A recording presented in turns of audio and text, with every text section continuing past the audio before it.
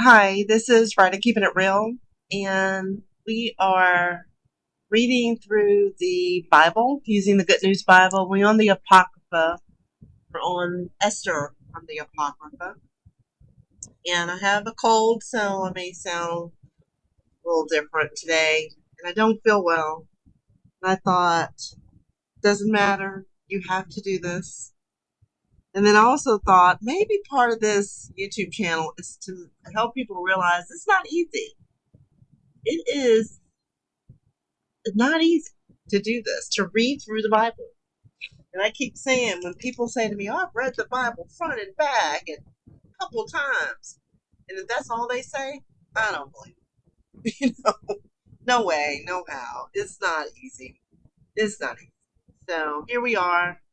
We're on the book of Esther, and if you've seen the other YouTube channels, or if you haven't, if you've read it yourself, then here's what you know. Is that the book of Esther, the Greek version, which is from the Apocrypha, so now we're in the Apocrypha. These are the books that they took out of the Old Testament, ripped them out so you can read them. You'd have to go hunt and find them. So you see, we talked about this where they have A through F. So we read about A, we read about Mordecai's dream. These things, A through F, are not in the Old Testament. And then everything else is pretty much the same, except there's some added information. So we've read one and we've read two. Esther has now become the queen. She's went through this beauty treatment, a whole year worth of that. Now she's the queen. And now we're at the point of chapter 3. So look how this looks. It's going to be crazy. This chapter 3, then B, part they left out. Back to 3, chapter 4, C, part they left out. D, part they left out. And then we're going to stop. Let's do it. Okay. So, here we go. Haman plots to destroy the Jews. Some time later, King Xerxes honored a man named Haman, son of somebody, a something. I'm sure all that stuff's important, by promoting him to the position of prime minister. But I don't let that stop me from reading. The king ordered all the officers in his service to show their respect for Haman by bowing to him. Wow, okay. They all did so, except Mordecai, who refused to bow to Haman. The other officials in the royal service asked him why he was disobeying the king's command. Day after day, they urged him to give in, but he would not listen to them. I am a Jew, he explained, and I cannot bow to Haman. They've always tried to get us to do their rituals and not our own.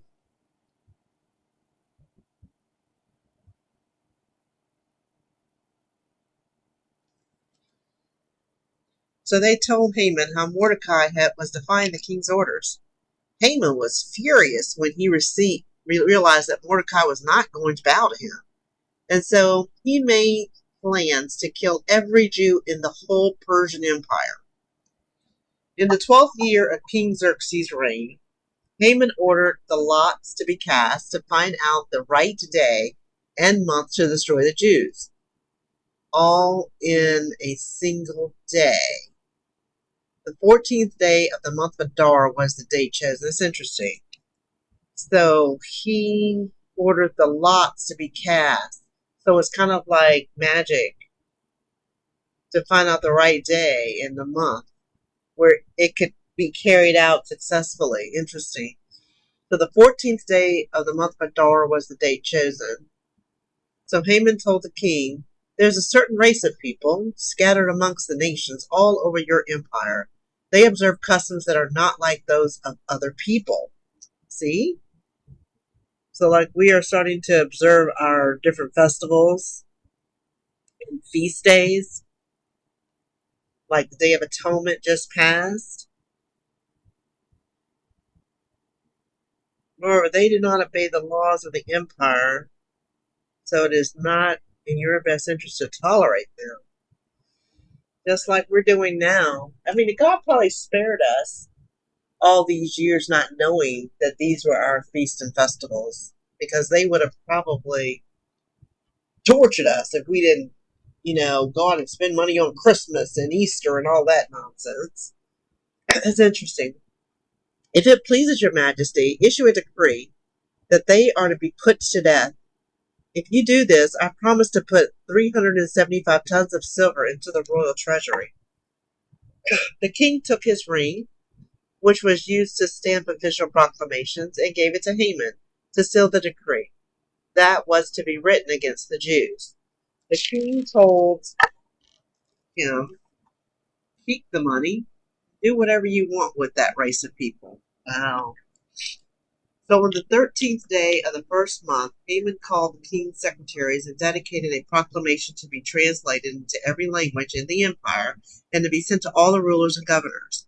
It was issued in the name of King Xerxes and sent to all of the 127 provinces, which stretched from India to Sudan. Runners took this proclamation to every province of the empire. It contained the instructions that on a single day, in the 12th month, the month of Adar, all Jews are to be killed and their belongings confiscated. Xerxes' proclamation against the Jews. And then this is B, which was not in the Old Testament version of this. This is a copy of the decree. I wonder why they didn't want the decree in there. That would be important. Wow. King Xerxes the Great sends the following decree to the governors of the 127 provinces from India to Sudan and to their subordinate officials. After I became ruler of many nations and master of the whole world. Wow! Think about that. Woof! He thinks he's the master of the whole world. I resolved that my subjects should always live at peace. I wanted this not because of the pride in my power, but because I was always reasonable and governed my subjects with kindness. Oh. I determined to renew the peace that everyone longs for and do what was necessary to create a civilized kingdom, safe for travel from one border to another.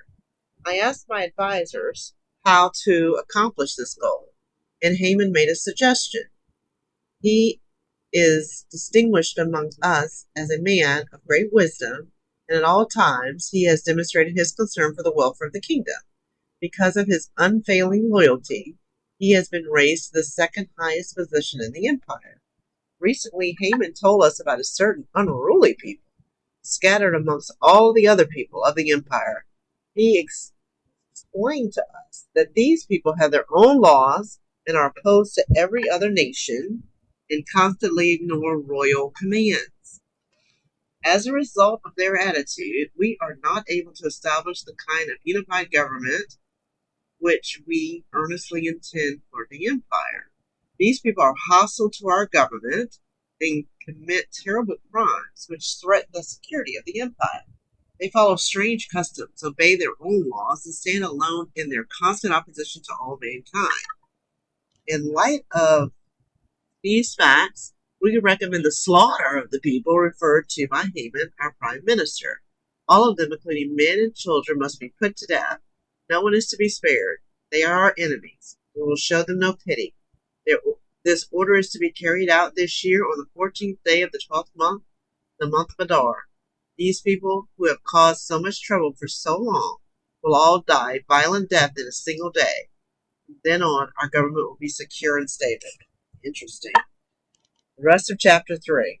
The contents of the proclamation were made public in every province, and everyone was ordered to be prepared for that day. The decree was also rapidly made public in the capital city of Susa. And while the king and Haman got drunk, the city of Susa was thrown into confusion. Okay, chapter 4. Mordecai asked for Esther's help. When Mordecai learned of all that had been done, he tore his clothes in anguish.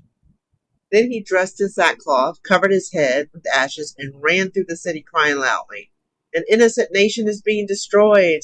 When he came to the entrance to the palace, he stopped. He did not go in because no one in sackcloth and ashes was allowed in. Throughout all the provinces, wherever the king's proclamation was made known, There was loud mourning among the Jews. They wept, wailed, and put on sackcloth and ashes. When Esther's servant girls and eunuchs told her what Mordecai was doing, she was deeply disturbed. She sent Mordecai some clothes to put on instead of the sackcloth, but he would not accept them. Then she called Hattach, one of the palace eunuchs, appointed as her servant, and told him to go to Mordecai and get the details of what was happening. Mordecai told him everything that had happened, and how Haman had promised to put 375 tons of silver into the royal treasury if all the Jews were killed. He gave Hatshak a copy of the proclamation that had been issued in Susa, ordering the destruction of the Jews. Mordecai asked him to take it to Esther, so that she might go and plead with the king and beg him to have mercy on her people. Tell her, he said, to remember the days when she was just an ordinary person being brought up under my care.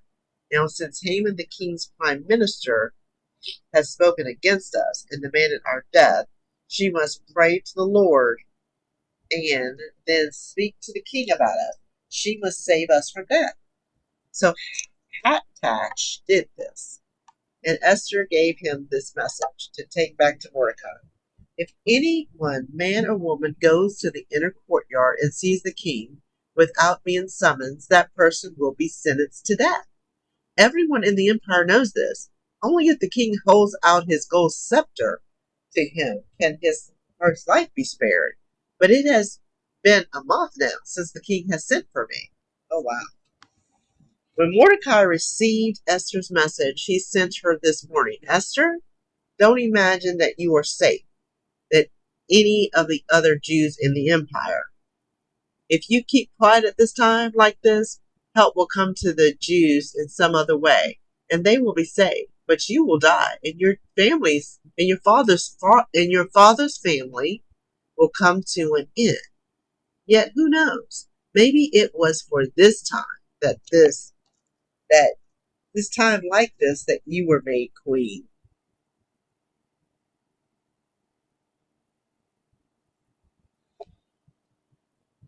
Esther sent Mordecai this reply. Go and gather all the Jews in Susa together. Hold a fast and pray for me. Don't eat or drink anything for 3 days and nights. My servant girls and I will be doing the same. After that, I will go to the king, even though it is against the law. If I must die for doing it, I will die. Mordecai then left and did everything that Esther had told him to do. Here we go. C and D. These are things that are not in the Old Testament. Mordecai's prayer. Just a minute.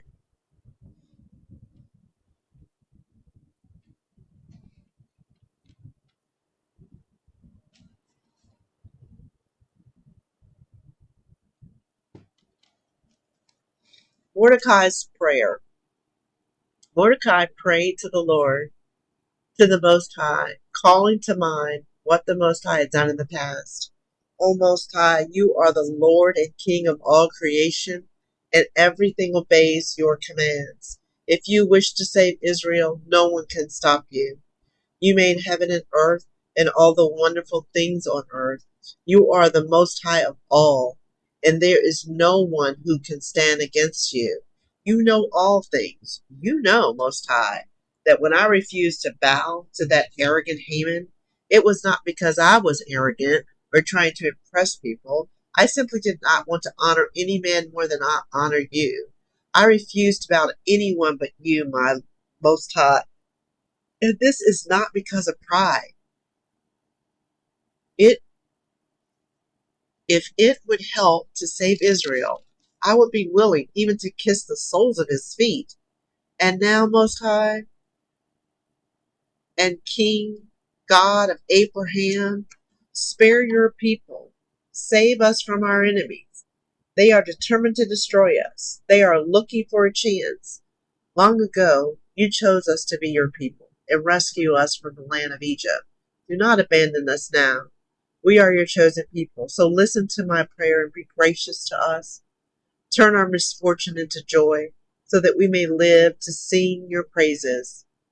Save us from death, that we can keep on praising you. And all the people of Israel prayed loudly and earnestly because they were sure that they were going to die. So you can see why they would take that out, because that's a prayer we can pray today. You know, we may have to pray tomorrow, right? So sometimes, they're thinking ahead where they don't want the people of the Most High to know these powerful prayers that worked in the past that can work in the future. So Esther's prayer. This is Esther praying. Esther's prayer. Queen Esther, in deep agony, turned to the Most High. She took off her splendid robes, put on her garments of mourning and grief, instead of her rich perfumes, and put on ashes and dung on her head. She did all she could to destroy any dignity in her appearance and in her appearance. She let her tangled and uncombed hair hang down over her body that she had always taken such care to beautify. She prayed to the Most High God of Israel. Most High and King, only you are God. I am all alone, and I have no one to turn to but you. Help me. I am about to risk my life. Most High, as long as I can remember, my family has told me how you chose Israel from all the nations, and how in ancient times you singled out our ancestors to be your people forever. That says forever. You have kept all your promises to them. But we sinned against you. You handed us over to our enemies because we worshiped their gods. We deserve your punishment, Most High. Our enemies are no longer satisfied just to see us in slavery.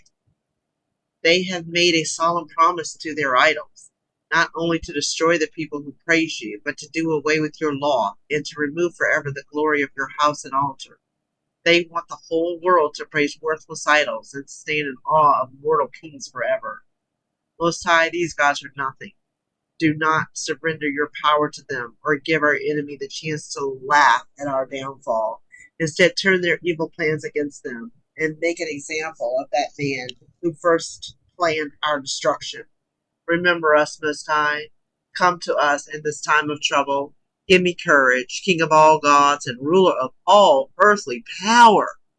Give me the right words to say when I go to the face of Xerxes, that savage lion. Change his heart so that he will turn against Haman, our enemy, and destroy him and his game. Come to our rescue, Most High. Oh, help me. I am all alone, and I have no one to turn to but you. You know everything, Most High. You know that I hate the honor I receive from these Gentiles. I detest the thought of having sex with any of these uncircumcised heathen. But you know that I have no choice. I hate the crown I have to wear as queen on official duties. I never wear it unless I have to. It's a disgusting. It's as disgusting as the last month's rag. I refuse to eat at Haman's table or honor the king by attending his parties, and I have never drunk any of the wine dedicated to his gods. Since I came here, the only thing that has brought me joy is my worship of you, Most High, God of Abraham. I like saying that, God of Abraham. Wow. I mean, because I don't know if I've seen that anywhere very much. Almighty God, listen to the prayer of your people. Rescue us from these evil men and take away my fear. Indeed, still, this is out of the Old Testament. Esther goes to the king. Queen Esther prayed for 3 days. Then she took the clothes she had been wearing and put on her splendid robes again. In all her royal splendor, she prayed again to her God and Savior, who sees everything. Walking like a queen, she left the room, accompanied by 2 servant girls, one of them escorting her by the arm. I see it up there. One of them rescuing her by the arm,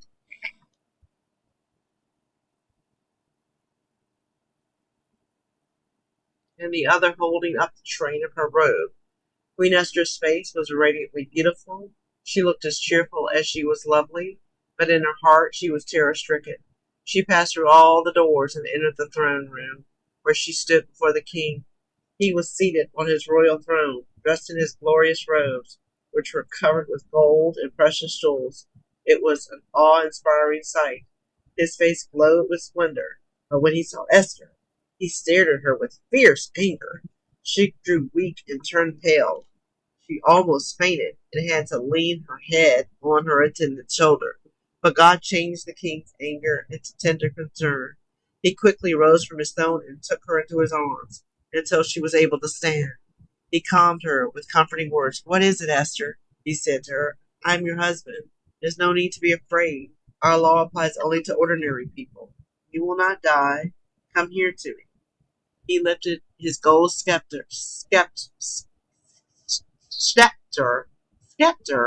and touched her on the neck with it. Then he kissed her and said, "Tell me what you want." But I looked at you, she said, "My lord, wow. When I looked at you, my lord, I thought I was seeing an angel of God," the queen answered, "and I was overcome by your awesome majesty." "Oh, I think she's just buttering him up. You are so marvelous, and your face is so full of kindness." But while she was speaking, she fainted again. The king was concerned about her, and all his attendants tried to revive her. Now we're going into 5, which is in the Old Testament. And we're going to go ahead and read 5 at least. This is interesting. Esther invited the king and Haman to a banquet. "What is it, Esther?" the king asked. "Tell me what you want, and you shall have it, even if it is half of my empire." Esther replied, "Today is a special day for me. If it pleases the Lord, I would like for you and Haman to be my guests tonight at a banquet I am preparing for you." The king then ordered Haman to come quickly so that they could be Esther's guests. So the king and Haman went to Esther's banquet. Over the wine, the king again said to her, "Tell me what you want, Queen Esther." Esther replied, "If my lord is kind enough to grant my request, I would like for you and Haman to be my guests tomorrow at another banquet that I will prepare for you. It will be just like this one. Haman plots to kill Mordecai." When Haman left the king, he was happy and in a good mood until he saw Mordecai, the Jew, in the courtyard of the palace. That made him furious. But he went on home. Then he invited his friends to his house and asked his wife Xerxes to join them. He boasted to them about how rich he was and about the honor the king had paid him when he promoted him to high office and made him prime minister. "What is more," Haman said, "Queen Esther gave a banquet for no one but the king and me, and we are invited back tomorrow. But none of this means a thing to me as long as I see that Jew Mordecai sitting in the courtyard of the palace." Then his wife and all his friends suggested, "Why don't you have the gallows put up 65 feet high? Tomorrow morning you can ask the king to have Mordecai hanged on it, and then you can go with the king to the banquet and enjoy yourself." Haman thought it was a good idea, so he had the gallows built. Okay, we're going to stop there. This is interesting. It's so interesting to me how they took out these pictures, not these pictures. Well, no, they didn't have pictures in the Bible either. Would have helped if they did. But they took out these prayers, because like I said, I think these prayers are prayers that we needed to see and hear. We may need to know as we go into what we're getting ready to go into. Look at this queen. She is like, I think about this all the time. My name is Marie Antoinette. I was named after the French queen. She was beheaded, but she still was a French queen. And I think about that a lot. I feel like that sometimes. It's like, wow, I feel like I can relate to this. You're in your moment. This is the moment for you. And you are holding your head up high, and you are doing what you need to do for your people. Here she is doing what she needs to do for her people. Queen Esther. Her servant girls are saying, I'm with you, Queen. I am with you, Queen. So I'm going to finish coloring this while I upload this video. And until next time, it's Ridea keeping it real.